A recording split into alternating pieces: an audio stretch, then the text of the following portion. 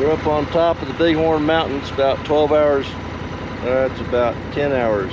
Yeah, about 12 hours later when we got here. 14 hours later. And what a difference a day makes. Look at that. We're up on top of the clouds. There's the clouds out there. I don't know if they showed up in the film or not. But working our way to Sturgis. What a difference a day makes, or 12 hours make. Those are clouds over the plains of Wyoming. It's not snow. To the clouds, we're riding through a cloud right now after we've seen the top of it. It really rose up to 60 degrees now. Took a detour, come through the Little Bighorn. It's where Custer was slaughtered. And the whole thing is just, it's just amazing. What the events that happened that day. A lot of YouTube videos and reading on George Armstrong Custer and Little Big Field. You see these tombstones, that's where the soldiers actually fell. And then the red markers was where the warriors, they call them the Indians warriors, were killed. But just a bad deal on both sides.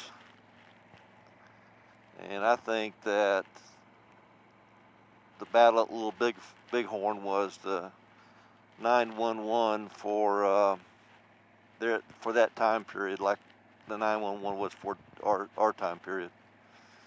Changed the relations between the U.S. government and the Indians forever. I'm at the back end of the battlefield tour. And this isn't going to be a documentary on Little Bighorn, but just I always like to come back here every time I come through here and just sit and ponder and listen. And here's, freeze that and read it. But back over there was the crow's nest, and that's where Custer and Reno and Benzine was back. In the column, and they came down through here. But on the other side of that hill there's a teepee with a dead Indian from the Rosebud attack, and then the other Indians that were around there fled back. Down here's the Little Bighorn, and so Custer ordered Reno to follow them, and then he got into a skirmish down here, and Reno, his men came through here. When they first come up here, there was a battalion of Indians, warriors up here, and then right down there Reno goes into the woods, and there's thousands of Indians, a village throughout this whole Little Bighorn area, which, you know, I camp a lot, so that would make sense to me, because look how beautiful it is. You got fresh water, got trees for cover, shade, and then Reno and his men, they go down this ravine and they go across that river, and then the warriors, which Crazy Horse is here also, and Black Elk, and I think, anyways, so Reno goes across that river right there, and then he gets pushed back. The warriors come out, he gets pushed back across the river, then they retreat. He loses about 40 guys, and then they come up, and then they kind of secure this ridgeline right here for a while until another column of troops could come through the next day. But the whole battle lasted about from 3 o'clock to 4 o'clock. So yeah, it's just pretty amazing what human beings can do to each other. But it's part of history and is what it is.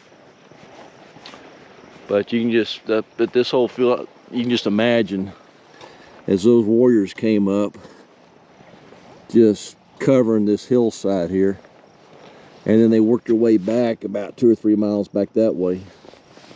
And then Custer, his column comes around through here on the other side of this hill, then comes around. Then what happens then, Reno's troops are all down here. Custer goes all the way across and gets around, and then he gets cut off. He gets flanked by the warriors, and then that battle didn't last very long. And then Reno, and they push back for another column of troops that come the next day. Whole thing was just a disaster on both sides. Welcome to the Black Hills. Picked up Kyle at full throttle with his rental, and making our way to camp over by Keystone. We made it to Sturgis, and got the whole crew here.